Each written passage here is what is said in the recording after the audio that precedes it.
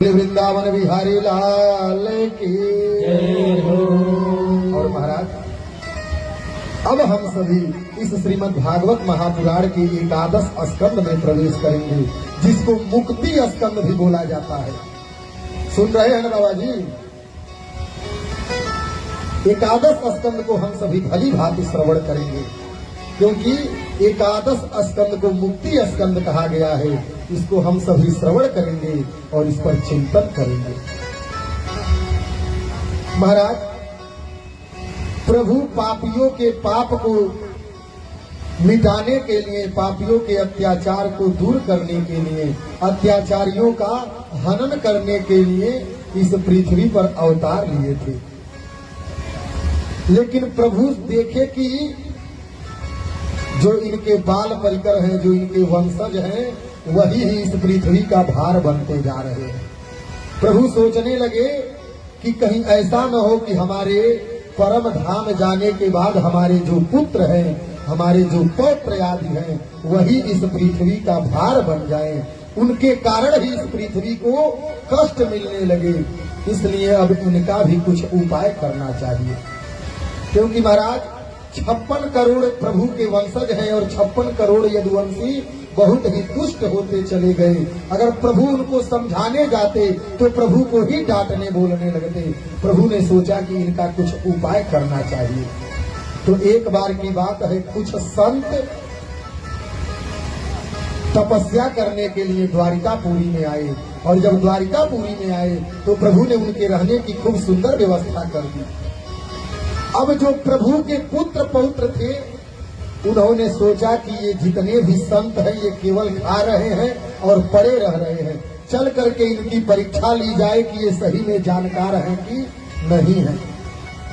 तो जामवंती का पुत्र था सांब, भगवान के पुत्र थे सांब, जामवंती से उत्पन्न थे, बड़े सुंदर थे। उनको साड़ी पहना दिया बालकों ने, और साड़ी पहना करके वस्त्र आदि को रख दिया। लेकर के चले गए संतों के पास और कहने लगे, महाराज जी राम राम।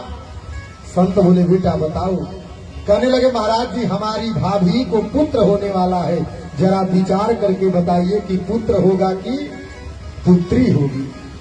ध्यान दीजिएगा, सांब को वस्त्र पहना करके ले जाकर के संतों से पूछ रहे हैं कि पुत्र होगा कि पुत्री होगी। अब संत बेचारे कोई आंख बंद करे, कोई नाक बंद करे, जब स्त्री होगी तब तो पता करेंगे। एक संत समझ गए, बच्चों को डांटा कि अरे भागो यहाँ से, हम संतों से मजाक करते हो। बच्चे बोले, मजाक क्या करते हैं, कुछ जानोगे तब तो बताओगे, आता जाता तो कुछ है नहीं, बताओगे क्या? वहीं बगलिया में दुर्वासा मुनि बैठे थे। दुर्वासा मुनि बोले, आओ इधर हम बताते हैं। बच्चे चले गए, कहने लगे, हाँ हाँ महाराज आप बताइए। क्रोध आया दुर्वासा मुनि को, बोले, ना तो पुत्र होगा ना तो पुत्री होगी, एक लोहे का मूसल होगा और उसी मूसल से तुम यदुवंशियों का सर्वनाश हो जाएगा। बड़ा भयंकर शाप दिया दुर्वासा जी ने। बच्चे जब सांब के साड़ी को हटाए तो जो वस्त्र आदि डाले थे उसके स्थान से एक मूसल निकल गया। डर गए बच्चे, सोचने लगे क्या करें। तो उस मूसल को घीस करके, और जब वह चूर्ण हो गया तो समुद्र में बहा दिए। अंत में एक कील की भांति बचा, उसको भी समुद्र में बहा दिए। उस कील को एक मछली ने निगल लिया। बाद में एक बहेलिये ने, एक शिकारी ने उसी मछली को मार करके उसके पेट से उस कील को निकाल करके, कांटी को निकाल करके और बढ़िया बाण बनाया। इधर महाराज सब कुछ प्रभु की इच्छा से ही हो रही है, इसलिए प्रभु कुछ कह नहीं रहे हैं। धीरे धीरे समय बीतता गया और एक दिन भगवान ने उद्धव को बुलाया और उद्धव से बोले कि देखो भाई, अब हमने निर्णय लिया है कि अब हम प्रभास क्षेत्र में जा करके कुछ दिन भजन आदि करेंगे, दान पुण्य करेंगे, ताकि द्वारिका में जो भी कष्ट आया है वह दूर हो सके। भगवान उद्धव जी के साथ सभी द्वारिका वासियों से ये बात कह दिए, और इधर 125 वर्ष तक प्रभु इस पृथ्वी पर रह करके पृथ्वी के दुख को दूर किए, धरा धाम के भार को धूल की।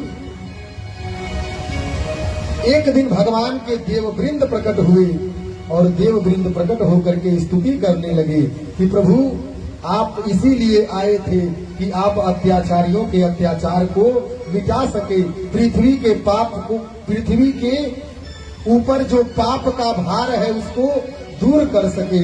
अब आपका वह काम हो चुका है, अब आप समस्त असुरों का संहार भी कर चुके हैं, इसलिए अब कृपा करके अपने स्वधाम को प्रस्थान करें। प्रभु कहे कि ठीक है, हम ऐसा ही करेंगे। और प्रभु प्रभास क्षेत्र में चले आए और महाराज उद्धव जी को बहुत ही सुंदर उपदेश दिया, नवयोगेश्वर का उपदेश दिया। कहने लगे कि उद्धव, हमारी प्राप्ति के कई साधन हैं, कोई योग से, कोई सांख्य से, कोई तप से, कोई त्याग से, कोई दान से, कोई व्रत से, कोई तीर्थों की उपासना से, कोई यम नियम से हमको प्राप्त करता है, लेकिन जितनी सुलभता से हमको सत्संग के द्वारा प्राप्त किया जा सकता है उतनी सुलभता से किसी अन्य साधन से प्राप्त नहीं किया जा सकता। कह रहे हैं कि अधम से अधम जीवों ने भी मुझे सत्संग के ही द्वारा प्राप्त किया है। इस प्रकार से उद्धव को अरिमादिक सिद्धियों के बारे में बतलाया और महाराज वर्णाश्रम व्यवस्था को भी विस्तार से बतलाया और विस्तार से बतला करके उद्धव जी से कहे कि उद्धव जी, अब तुम बद्रीनाथ को चली जाओ और बद्रीनाथ में जब जाना तो वहाँ अगर मैत्रेय जी मिलेंगे तो हमारे बारे में उनसे जरूर बताना। इस प्रकार से प्रभु दिव्य उपदेश दे करके उद्धव जी को तो भेज दिए। और इधर क्या हुआ, जितने यदुवंशी थे, जितने प्रभु के पुत्र पौत्र आदि थे, उनकी बुद्धि विकृत हो चुकी थी, वो आपस में ही लड़ने झगड़ने लगे। जितने प्रभु के वंशज थे आपस में ही लड़ने झगड़ने लगे। अगर प्रभु समझाने जाते तो प्रभु को ही डांटने लगते थे। और अंततो गत्वा हुआ क्या कि 56 करोड़ यदुवंशी आपस में ही लड़ भिड़ करके मर गए। 2 ही 4 शेष बचे, जिनसे फिर यदुवंश का विस्तार हुआ। 56 करोड़ यदुवंशी देखते देखते काल की गाल में समा गए। प्रभु प्रभास क्षेत्र में एक वृक्ष के नीचे बैठे हुए थे और बैठते बैठते प्रभु आराम करने को सोचने लगे।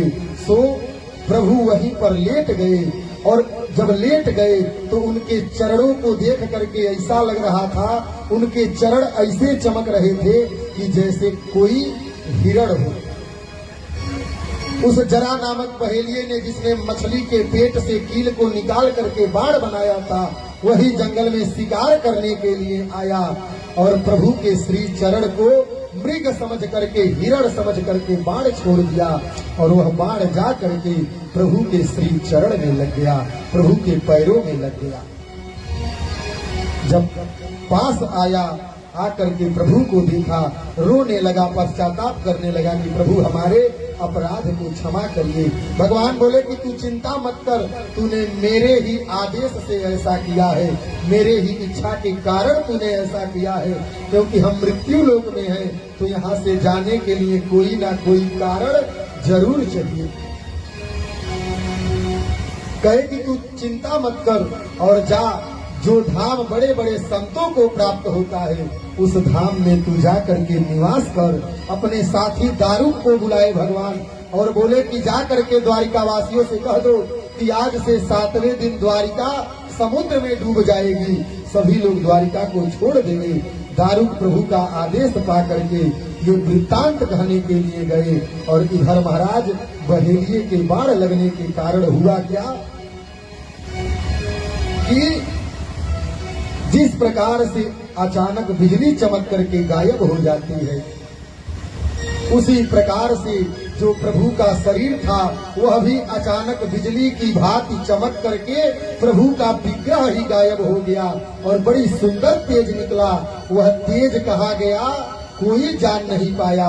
वह तेज, वह भगवान का सांवला सलोना विग्रह कहाँ गया, तो कह रहे हैं कि वही तेज स्वकीयम यद्भवत् तेजः तच्च भागवते ददात् वही प्रभु का तेज आ करके इस श्रीमद् भागवत संहिता में समा गया।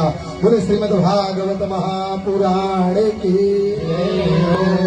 तो इस भागवत जी में प्रत्येक अक्षर अक्षर में गोविंद की श्यामलता समाई हुई है, इसलिए इसे साधारण ग्रंथ नहीं समझना चाहिए। साक्षात हरि की शब्द प्रतिमा ही श्रीमद् भागवत है। आकाश के देवता प्रभु के आगमन के लिए आतुर हैं। आकाश के देवता प्रभु की स्तुति कर रहे हैं कि आइए प्रभु, हम आपके स्वागत के लिए खड़े हैं।